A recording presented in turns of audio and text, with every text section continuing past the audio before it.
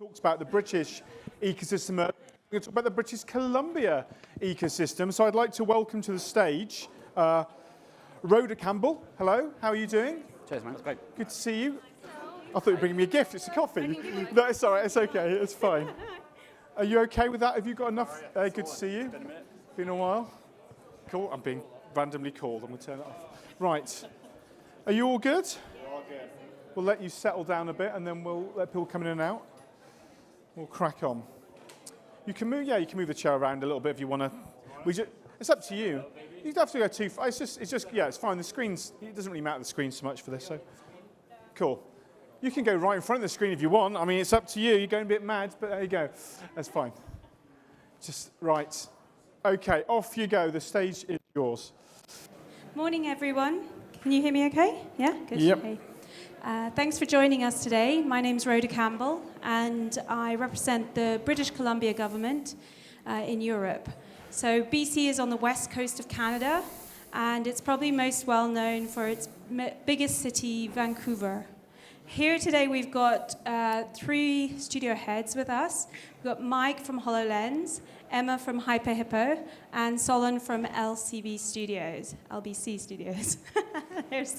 I am dyslexic, so that was what that was going to happen.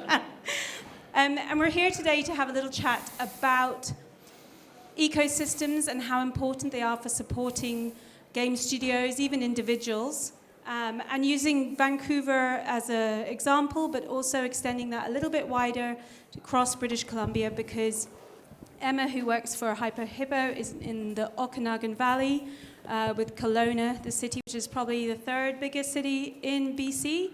And we're just going to help really explore how being part of an established game ecosystem can support you to grow, but also when there are downtrends to help you survive. I think it would be helpful first to have you each just describe a little bit about the work you do, the studio, how long you've been in it, and then we can maybe describe a little bit, give a picture of what BC's like. Many of you know where Vancouver is, but you maybe don't know the history of game development there, the film industry that we have, and the budding VR industry. Hey, I'm Mike Wozniewski. So we're actually based in Victoria, which is on Vancouver Island, so just across the water from Vancouver. Hololabs started about 12 years ago, and actually in Montreal. So I started the studio over there, and in 2015 moved over to BC. So I kind of have a perspective of a couple different ecosystems that we've been part of, and we make games, obviously, but also we work in the theme park industry and in VR and mixed reality the industry as well. And we fund our internal projects with client work in that industry. And right now we are switching a little bit into VR more wholeheartedly from making a lot of mobile games in the past. I'm Emma. As you said, I'm based in Kelowna, which is British Columbia. It's about 4 hours drive from Vancouver, which I just maintain is quicker to get to than getting across North London at the weekend. Hippo is about just over 10 years old. We make idle games. I've been with the company for about 4 years now. My name is Solon Bucholtz. I'm the founder of LBC Studios. We started the company in 2015. We are leaders in simulation games in the free-to-play space, and it's just amazing seeing three heads here that actually represent three completely different geographic areas of British Columbia, which just supports and fosters the diversity that the province has. Yeah, so perhaps Mike, you could just help us understand characteristics of BC's game clusters and how that is in relation to Canada, how it is with North America, how it is with the world. Just to give people an understanding of why it's sort of the difference but the connection as an ecosystem. Sure, I'll try. So Vancouver obviously is the biggest hub around, in British Columbia. I think in Canada, you have probably most of the gaming companies are in Quebec and maybe in Montreal. Toronto, there's tons of gaming companies there as well. So obviously the three biggest cities have the three biggest gaming hubs, but there is a sort of shift to the outskirts of those places, I guess. So I know in Montreal, we saw companies move out to Quebec City or to Laval or in the neighboring areas, but where they could still sort of maintain contact with the bigger hubs. Obviously, the bigger hubs, have schools where they train, they have programs for, game design or 3D art or whatever it is, right? So it takes those programs and that part of the younger generation to come in and fuel the ecosystem of the bigger studios, and then those veterans after a few years split off and form their own studios, kind of like what happened with ours, and then those studios continue to grow, and so I forgot what the other part of the question was. No, you're doing great. With respect to the rest of the world, or just how does BC link in with the rest of the world? Because it's an old ecosystem if in game development terms, but it's still relevant. So how do you see it maintaining its relevance as a global ecosystem? Well, I think Vancouver's on the West Coast and aligned with the Silicon Valley, California. So you have everyone in the same time zone, and a lot of the film industry sort of driving various IPs and licensing potential there. So you also have, and companies form out of that. There's a lot of tax credit incentives sometimes to form interactive digital media products that come out of film and television. So that definitely fuels a lot of the gaming industry as well. I don't know. Maybe I'll pass this question onwards. Actually, Emma, I would like to, because you've been with Hippo for 4 years, you're in Kelowna, but you also have a studio in Vancouver, Hippo does. Could you help us understand why is it important to be where you are for the success of your company? Yeah, it's a great question. I think for us, one of the most appealing things about being in Kelowna is that lifestyle component. And so I'd say, and particularly in the pandemic where we saw people moving, people wanted to get away from being in a big city hub and really think about that life balance. So huge opportunities for British Columbia and attracting diverse talent who have maybe been in the industry for a while. So you've got some really experienced people that were looking at, okay, I want to get out of this constant grind, and I want to enjoy a lifestyle where I can go to the beach for the weekend, where I can, go skiing or whatever that looks like for you. So I think that for us, it's been really great at attracting senior talent for more of that balance. So that's really helpful. We've got, as you say, we've got studios in Vancouver, so we've got talent in Vancouver. We've also got talent way across the country. We've got people in Nova Scotia as well. I think being on this time zone is great, that we can connect with people on this coast and and attend industry conferences. It's quite well connected. Yeah, for us, touching on the first question, I think the first thing that comes up to my mind is collaboration. And, behind that, running a studio, I would follow that up with strategy and ultimately talent. And there's several aspects to that. I think you mentioned being on the Pacific time zone. That's incredibly helpful. But, it starts with the schools. Across Canada, there's an incredible range of schools. On the East Coast, you'll find some great data scientists and engineers. In Vancouver, you're going to find great design and art. There's also great programs for bringing talent into Canada, which I think is important as well if you guys are thinking of coming to Canada. That touches on the talent side. Collaboration, I don't come from a tech background, so in 2015, starting a gaming company, I wouldn't be here if it wasn't for heads of other game studios that shared some of their knowledge and wisdom. And that continues today. I think many of us in this room have probably experienced some challenging couple of years, and it's through those tough times where you collaborate with others to navigate the turbulent waters and come out ahead. And that does extend, to the government and to BC. Everything from tax credits, which is a strategic level of just making sure that you set up your business in the right place in the right time. But also, you know, when you go through challenging times, I think where collaboration really comes into play is many studios have had to face some cuts and you know, have to downsize a little bit. But what that does do is it allows other studios that are growing to support that talent pool. And what I've noticed even with our HR and with our internal talent acquisition, we're helping each other. You know, even if another studio is going through some cuts, my talent acquisition is trying to help place them. And I think that collaboration is an incredible benefit to the ecosystem we have in BC. And the reality is, BC is the only province here today representing studios across Canada, and we have come here every year. So I think that just is a testament to our global exposure. Yeah, thank you. I think what would be also helpful is maybe some of you who have studios or individuals and you're trying to expand either your studio or expand in your own careers. All of us have a really firm, are real advocates of BC and love what we do, where we do it. I think it would be helpful to understand what are the red flags.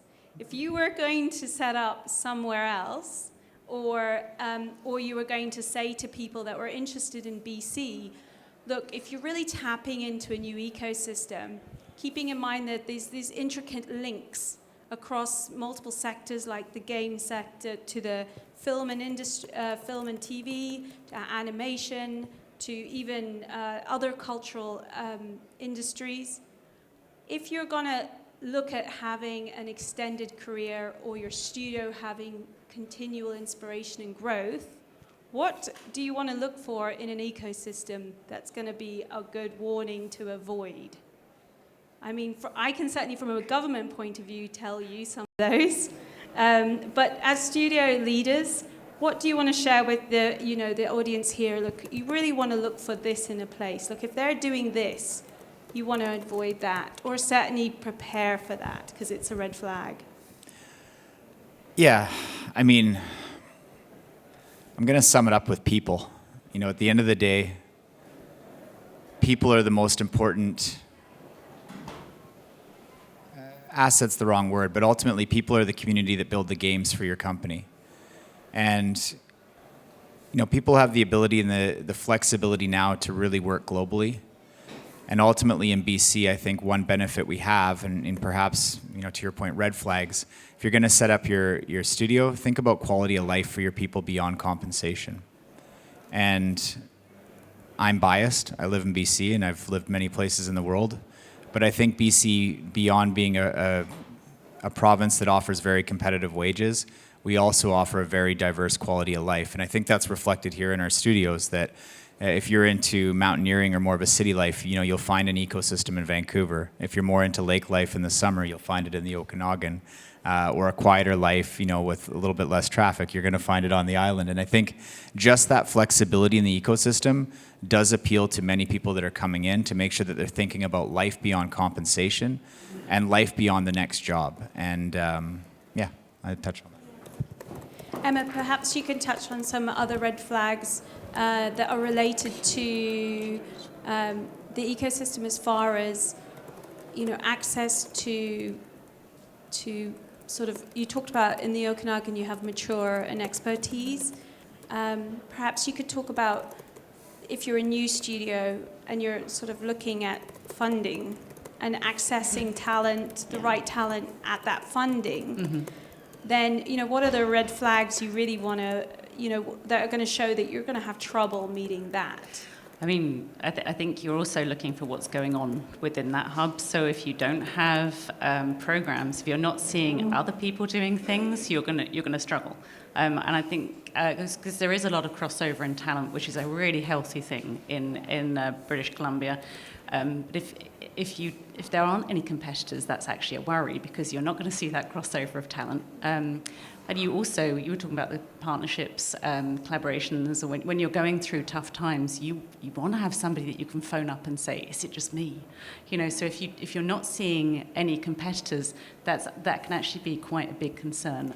So yeah, I think as you say, looking for programs to find funding, that's really important. You want things going on.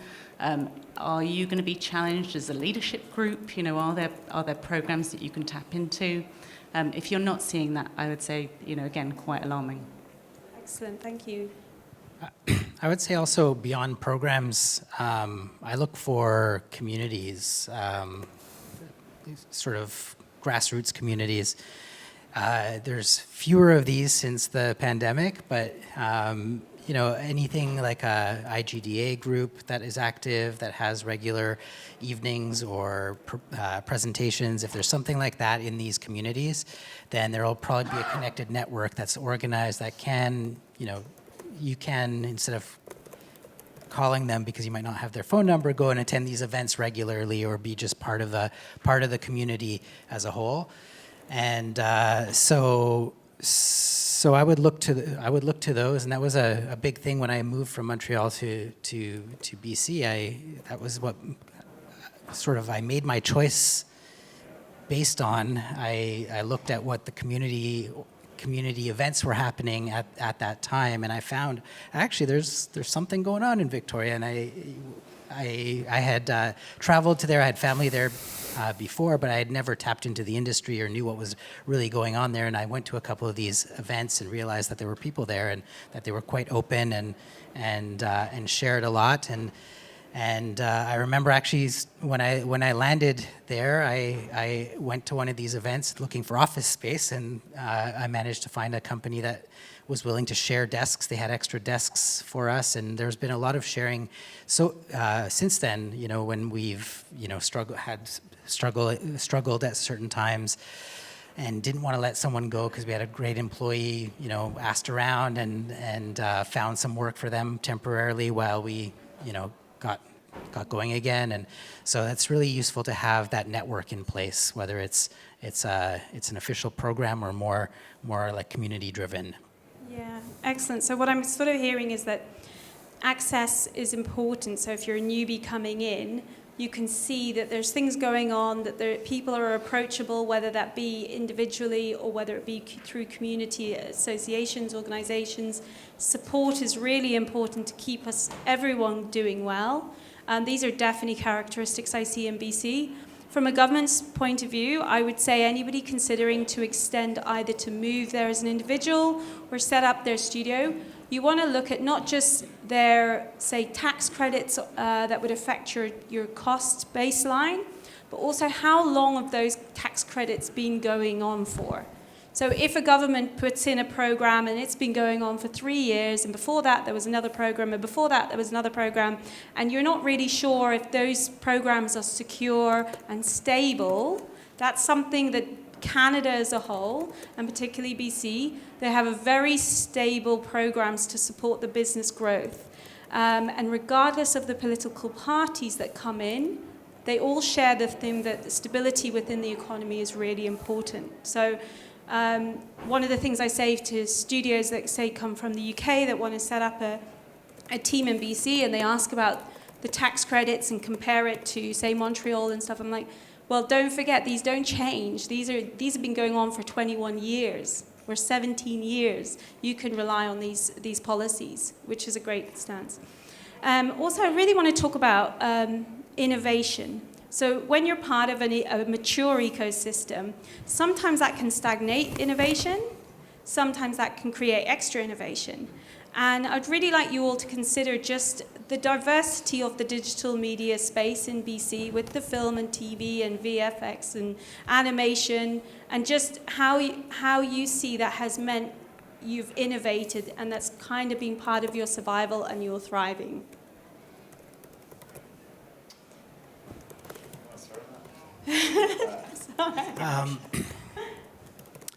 Yeah, I don't know. I think that more and more... Sorry, that wasn't in the notes. Sorry.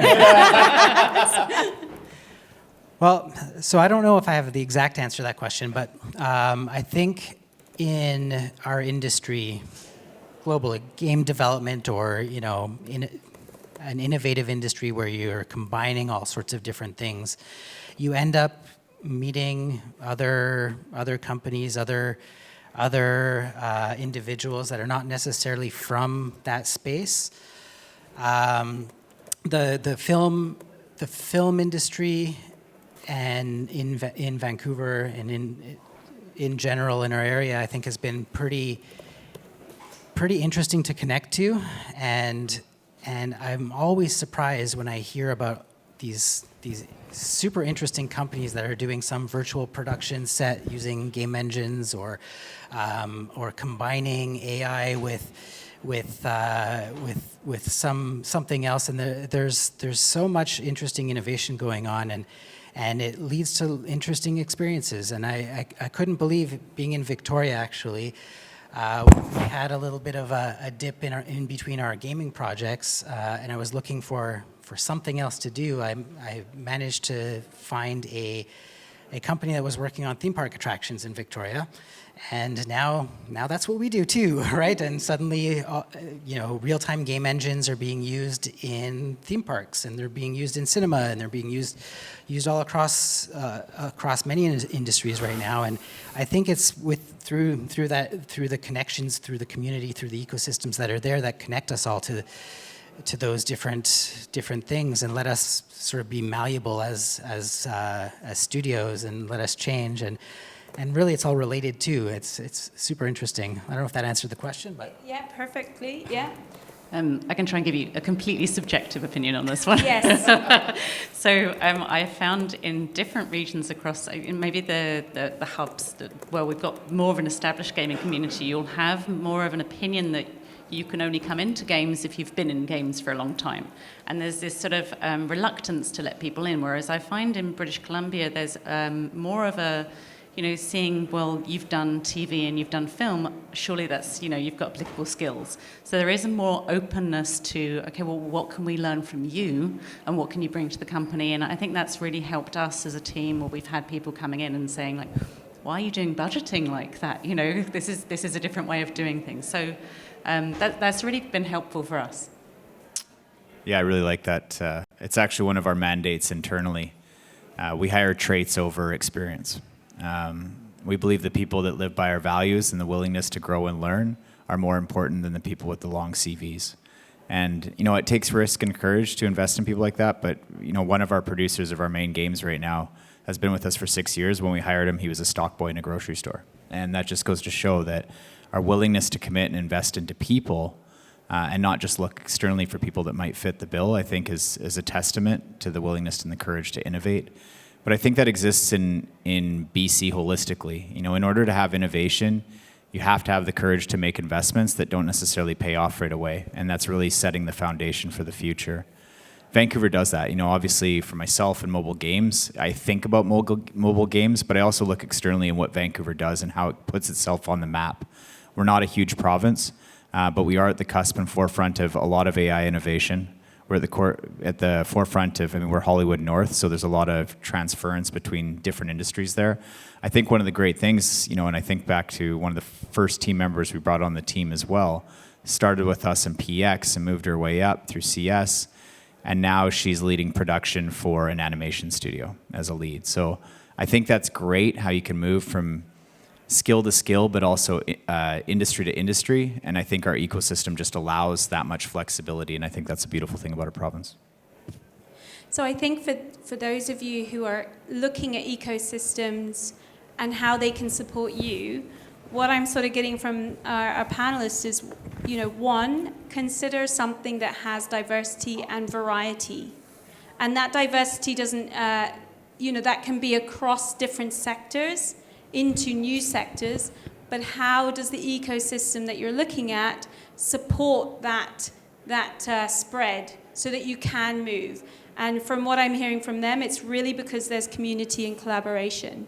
And that ultimately that's meant to people thriving into new spaces and also surviving through difficult times because there's that support. What would be really helpful to maybe some individuals here is how has where you're based now, and even you can even draw from maybe somewhere else you've been located before. Mike, you've been in Montreal, and Emma, you're originally from the UK. So feel free to draw on any experience you want, but how has being in a location helped you or really ramped up, you know, your personal growth, in this area? That might be through confidence, it might be through financially, but where has a place, a location, really helped you, you know, give you a rocket launch into where you are now? Perhaps I can give an example. I'm not from London. I'm not from the UK, actually. When I come to London to do business and set up business for BC companies, I love the energy of London. I love that people want to do business. They want to make decisions. They want to hear. They say no to. But I love that, and I find that's like special about London, and that's why I like coming here for business. It's really gives me loads of energy to get things done. It's really projected my career personally because it has given me confidence to talk to people of different levels of different organizations. Perhaps each of you could draw on something that, you know, a place had a characteristic that's really, you know, giving you confidence and a projection within your own pathway. Yeah, I mean, I wouldn't be sitting here today, and we've used this word a lot, but, you know, community, I think, is such a critical piece. When I started LBC Studios, I don't come from a tech background, and I don't know how this would have played out in a different city, different province, different country. But the fact that I was able, you know, through reaching out and through trust and relationships in the BC ecosystem, to find people that I genuinely believed were there to lift me up and not just perhaps, you know, not support in the way that I needed.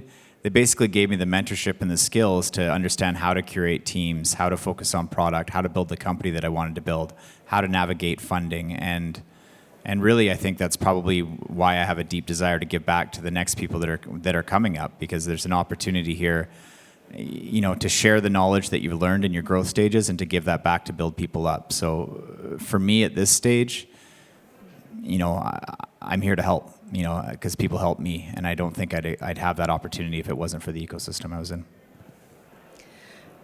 I originally moved to Kelowna to work with Disney, and I really like about the team that worked with back then and moving into Hippo now is everybody was just very passionate. So there was a lot of heart. There was a lot of like really, you felt like, and still feel like they're part of a significant effort to do something, which I really didn't feel when I worked in London. I didn't feel like I was, you know, part of a bigger team. It really feels it's a nice collaborative investment.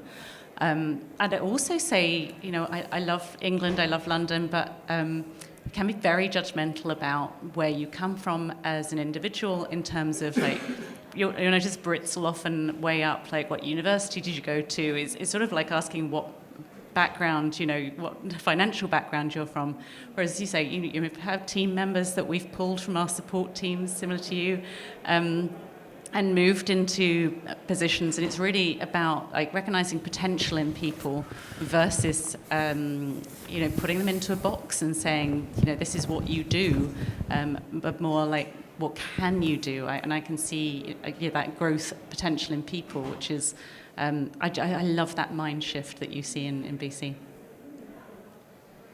I have a slightly different answer. So I think different locations have different stories to tell and influence the games you make or what you want to talk about. I'm thinking back as everyone was talking. I was thinking about living in Montreal. Montreal's such a musical city. There's a lot of arts. So one of the games we made back then, we made a breakdance game, and it was very, very musical. Moved to BC. Since then, we've made a game that takes place more in the wilderness, and it's more tied to nature, and you know, we've even included a lot of First Nations lore, and we're influenced by the location. Also, living in Victoria, there's a tie to London, obviously Victoria, and so like our next game takes place in London. It's a game. The setting is Regency era London. So I don't know. I feel like different places influence your storytelling as well, and you can draw and empower your team and your your I don't know, your creativity by the place as well, and also by the culture, the facets of what the place has to offer, whether it's music or art or wilderness. Thank you for those very sincere answers. I think all of you are in leadership, have been successful, have even won awards. Perhaps you could give some advice and encouragement of ways that people can contribute to the ecosystem they're in. Like how, how can, if you're a studio, how can you contribute to encouraging your ecosystem to strengthen, grow?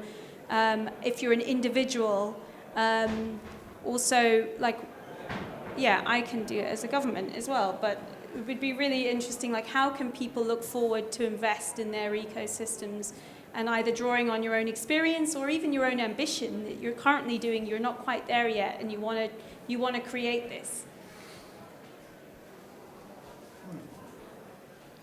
Contribute to your community. There's right now there's the Global Game Jam going on. You know, we've sponsored a community effort there in Victoria. There's the community groups. They need material. They need presentations. It's always great to have seasoned experts or developers that are actually doing stuff in the industry to present at those, because a lot of the people who attend those are students or hobbyists and haven't figured out how to break into the industry yet, and they're looking for that material. And there's a lot of great talent there that if you contribute to those groups, they'll come back and maybe fuel your company as well. Yeah, couldn't agree more. Actually, it's one of those. I think it's really dangerous to be closed-minded, and so it's really important to get involved and to give back, and to really look for those opportunities. You know, it's a more taking an active role and finding what's out there. I'm a Women in Games ambassador, so they're very active groups in Vancouver, but also online. It's a very virtual presence, so you don't have to necessarily go out of your way miles away. You can find that community to give back to, like, virtually from your living room. Yeah, I think there's a lot of layers to that. I think about our team. We just had our annual planning last week, and we talked a lot about this, right? You know, how much people matter, but how do we show up not just in business, but in our community? And also, how do we show up for the people on our team? What actually matters to them versus what just matters to us. So we had a very open dialogue about that and have reflected a lot on it. You know, we did an audit of our studio. We're roughly 35% female, which is a good step, but we recognized we don't have enough engineers, right? And so we're actually planning, how do we get out in the community and support these things? You know, same at a student level. How do we show face to support these people that just want to establish some experiences in game studios and support them and invest the time into them? And then I think beyond the industry itself, you know, I reflect on my own personal value as part of what we do as a studio is we ask our team members, you know, what charitable causes are important to them and how do we step up as a company. We sponsor several families each year at Christmas, and for myself, there was a period of time in my young adulthood where I was homeless, so we're building a foundation around making sure that, you know, people have a roof over their head and food on their plate and the basics so that they can actually chase their dreams. So it goes so much more beyond just the games and the business you run. You live in the community and you work in the community, so I think it's part of your duty to support the community. Well, thank you all very much, again, for answering this from a personal stance, authentic, experience, and just sharing that with us. Has anybody got any questions? They can be either about the ecosystem, or they can be just about any of the studio directed about the studios that are represented here. I'll go with the question. I'll come up. One question I've got, and maybe this is what a lot of people think about when they're moving to different regions, is you talk about the ecosystem and the place to live. Canada's incredible. My sister lives in Tofino. Amazing place. Absolutely love that coast, particularly. Where do we stand, I guess, the awkward question these days in terms of incentives? Because we had people this morning talking about what the UK government's kind of trying to do to help. Probably not enough. Done absolutely nothing for us, by the way. Thank you very much. Our head of media and culture is busy trying to clamp the BBC today rather than coming here to help the games industry. Thank you, Lucy Fraser. Anyway, politics bit over. But yeah, what's the current sort of support that you're getting? Because I know it's always been led the way, the Canadian. We've always been far more forward thinking. So okay, so each province. For those that don't know, Canada's a group of provinces. They all can make their own incentives. And then there's also a federal incentive. A federal incentive tends to be for research and development, and these are all stackable with the provinces. So whatever the province, each individual province has, you're stackable depending on the activities.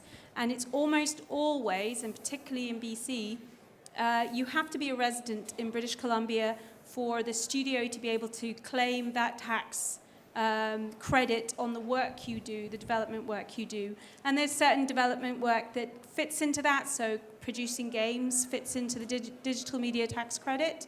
Then there's also one for film and animation. And so depending on your activity and depending where your people are, is the incentives you get. Yeah. In BC, it's 17% tax credit from BC itself. You got something coming? Yeah. I mean, in tough times, those credits really help. But I'll just brass tacks to do simple math for you. For your engineers and your QA, if it's shred eligible, you're looking at close to 35% of those wages covered in tax credits, plus IDMTC, which is going to cover your designers and your artists and other disciplines, depending on what they're working on. But overall, from a payroll perspective, it's not uncommon to have close to a third of your payroll covered through tax credits. And then going beyond that, you can look at funding sources as well, like NBC is looking at investments into the province that'll take an equitable position. There's also Canadian grants for the type of content and media you might create. There's really a lot of flexible options that go just beyond reducing your cost. There are ways to actually create partnerships depending on the products and collaboration and partnerships that you want to create at a government level. I think those are also incredibly important to look at as well. I would say, Chris, you're absolutely right in that Canada does lead the way. We are lucky that it is an affluent country and very pro-business, very supporting Canadian businesses. That is across Canada. And some provinces have more attractive incentives. Depending, it's also a lot when there's not as many people in that region. And then also some of the provinces have grants that are issued to investors coming in. BC doesn't, because if you want to set up in BC, you're going to win anyway. You're going to succeed with the ecosystem that exists. So we really want companies that will come, bring their talent, bring their investment, be part of a successful ecosystem, and continue our story, really. Fantastic. You touched on other provinces potentially having some higher tax credits, but it was mentioned, and we've talked a lot about it, how important the community and that talent pool is. I'm biased, but BC may have a slightly lower digital media tax credit, but we have a much vaster ecosystem of talent that's accessible. So once you set up your business and hopefully find success in your scaling, that matters too. And I think for me, that trade-off is well worth it. Fantastic. So I can summarize this as being a beautiful place to live, great community, decent tax credits. And I've heard that everybody that goes across gets to meet Ryan Reynolds for lunch as well. That's unconfirmed. Or Michael Bublé. Maybe not true. But you guys are out in the main lobby. So if people have been sort of interested by that, and quite rightly should be, about the opportunities, please go and talk to the team out there, and they'll tell you more great stories about reasons to kind of come to Canada. I can vouch for a fantastic place. I do live in London, but family in Canada, do visit there a lot. So thank you very much. Awesome. Round of applause, please, for the British Columbia panel.